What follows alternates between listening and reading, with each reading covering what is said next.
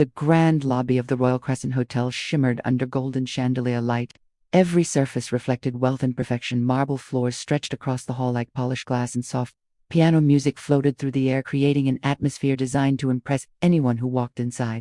Guests in expensive suits and elegant dresses moved confidently toward the reception desks while staff members worked with rehearsed smiles and precise movements. The hotel was known as one of the most luxurious destinations in New York City, and its manager, Daniel Whitmore, protected that reputation. With absolute seriousness, Daniel stood behind the front desk, watching everything carefully. He believed appearance defined success, and nothing threatened his carefully built image more than disorder or unpredictability. Late in the afternoon, the revolving doors turned slowly, and a woman stepped inside wearing simple clothes. A long coat, slightly worn at the edges, covered her shoulders, and she carried a small travel bag. Her shoes showed signs of long walking, and her hair was tied back plainly. Some guests barely noticed her, but Daniel did immediately. His expression tightened. She did not look like the typical Royal Crescent guest. The woman paused near the entrance, quietly observing the lobby as if taking everything in. Her eyes moved across the architecture, the staff, and the guests with calm attention. Daniel walked toward her before she could approach the reception desk. "Excuse me," he said firmly. "Can I help you?" "Yes," she replied calmly. "I would like to check in." Daniel glanced at her bag, then at her clothing. "Do you have a reservation?" "Yes, under the name Angela Brooks." Daniel typed slowly into the computer, pretending to search longer than necessary. "There is no reservation available," he said finally. Angela remained calm. "Could you check again, please? It should be confirmed for today." Dan shook his head slightly. "This hotel requires advance verification for all guests. Perhaps you are at the wrong location." A nearby concierge watched, quietly sensing tension growing. Angela reached into her coat and showed a confirmation email on her phone. Daniel barely looked at it. "Unfortunately," he said, "we also maintain a dress standard for lobby guests. You may want to return later." Ports carried a polite tone, but the meaning was clear. Several nearby guests turned subtly, listening. Angela lowered her phone, slowly. "I traveled a long way," she said. "I just need my room." Daniel crossed his arms, maintaining professional distance. "We cannot allow loitering in the lobby without confirmed accommodation." The statement landed heavily. A bellhop shifted uncomfortably nearby. Angela nodded slowly, showing no anger, only patience. "All right," she said softly. "I will wait over there until this is sorted." She moved toward a seating area near the windows. Daniel immediately approached again. "I am sorry, but seating areas are reserved for guests only." The lobby grew quieter. A businessman sitting nearby frowned slightly, sensing something unfair. Angela stood again, lifting her bag. "Where would you like me to wait?" she asked calmly. Daniel gestured toward the entrance. "Outside would be best until confirmation is resolved." For a brief moment, silence filled the air.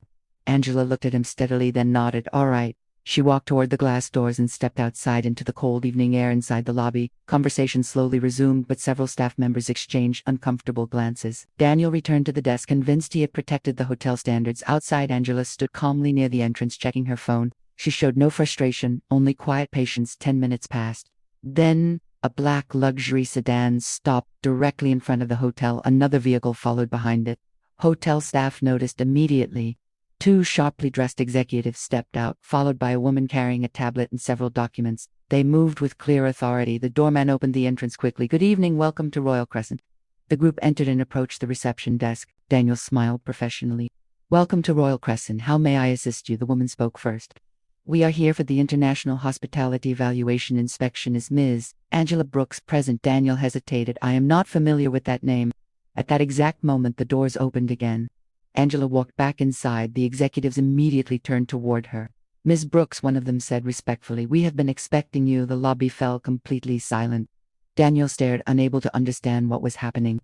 Angela smiled politely. "Sorry for the delay," she said. "I was waiting outside." The woman with the tablet nodded. "We are ready to begin whenever you are." Daniel laughed nervously. "I think there is some confusion. She was just asking about a reservation." One of the executives looked directly at him.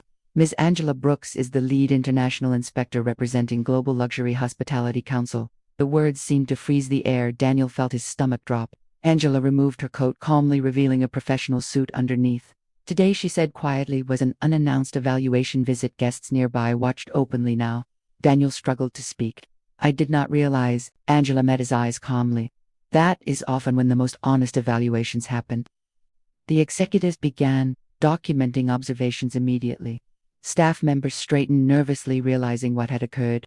Angela walked slowly through the lobby, observing everything again, but now every step carried authority. She stopped near the seating area where she had been refused earlier. "Interesting," she said softly. "Accessibility and guest treatment begin at first contact." Daniel followed closely, attempting to recover professionalism. We pride ourselves on excellence, he said quickly. Angela nodded. Excellence includes respect before recognition. The inspection continued through restaurants, hallways, and service areas. Employees answered questions carefully while Daniel felt growing anxiety. Every interaction from earlier replayed in his mind: the refusal, the assumptions, the dismissal. After nearly an hour, the group returned to the lobby. Guests pretended not to watch, but everyone listened. Angela closed her evaluation folder. Mr. Whitmore, she said calmly, your hotel meets many luxury standards, but hospitality is not measured only by appearance. Daniel swallowed hard. I understand. True service, she continued, is how people are treated when you believe they have nothing to offer you. Her words echoed through the quiet lobby. Daniel lowered his gaze, realizing the truth. I apologize sincerely, he said. I made assumptions.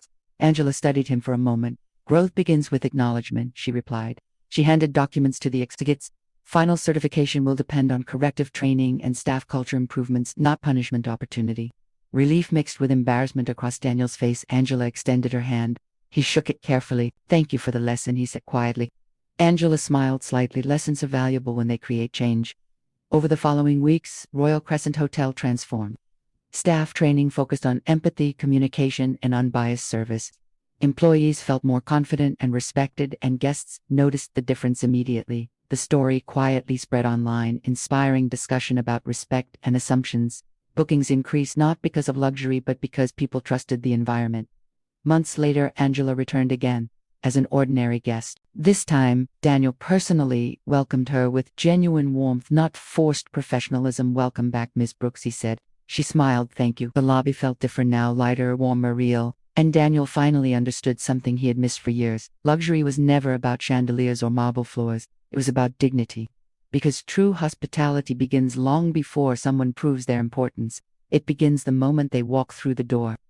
In the weeks that followed the inspection, the Royal Crescent Hotel slowly began to change in ways that were noticeable even to guests who had never visited before. The transformation did not happen overnight, but it grew through small decisions repeated every day. Daniel Whitmore arrived earlier than usual each morning. He no longer stood behind the desk, only watching for mistakes. Instead, he walked through the lobby, greeting staff members, asking questions, and observing interactions carefully. He noticed details he had ignored for years, such as how nervous new employees felt during busy hours, or how some guests hesitated before approaching the reception desk. The training sessions recommended by the Evaluation Council began the following Monday. A professional consultant gathered the entire staff in one of the conference halls. Chairs were arranged in a circle rather than rows, which felt unusual for many employees. At first, the conversations were quiet. People answered cautiously, unsure whether honesty would create problems.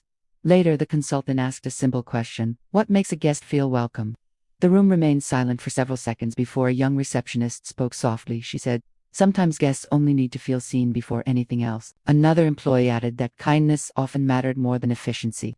Daniel listened from the back of the room, realizing how rarely he had asked these questions before.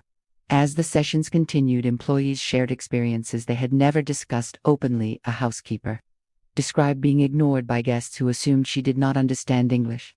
A bellhop explained how some visitors treated service workers as invisible. Each story forced Daniel to reflect on his own behavior. He began to understand that culture inside a workplace was not created by written policies but by daily example. Meanwhile, online discussions about the inspection story continued to spread. A short video recorded by a guest had reached thousands of viewers. Many people praised Angela Brooks for remaining calm, while others discussed how easily judgment formed based on appearance alone. Unexpectedly, the attention brought new visitors to the hotel. People arrived, curious to see whether the Royal Crescent had truly changed. Staff members worked harder, not out of fear but pride. They wanted to prove that improvement was real. One afternoon, Daniel noticed a family entering the lobby carrying several bags. Their clothing was simple and travel-worn, reminding him of the moment that had changed everything. For a brief second, his old instincts appeared, urging quick judgment, but this time he walked forward with a genuine smile. Welcome to Royal Crescent, he said. How is your journey? The parents looked relieved, and the children smiled instantly. As Daniel helped them check in, he felt something unfamiliar yet satisfying. The interaction felt natural rather than forced. Later that evening, he realized the difference was not only in how guests were treated, but how he felt while treating them. Respect removed tension. Weeks passed, and the hotel atmosphere continued evolving. Employees laughed more freely during breaks. Guests lingered longer in the lobby, enjoying conversation and music rather than rushing away. Even the piano player noticed the change, saying the room felt warmer than before. One evening, Daniel received an email from the Global Luxury Hospitality Council informing him that Angela Brooks would return for a follow-up evaluation within 2 months. Instead of anxiety, he felt determination.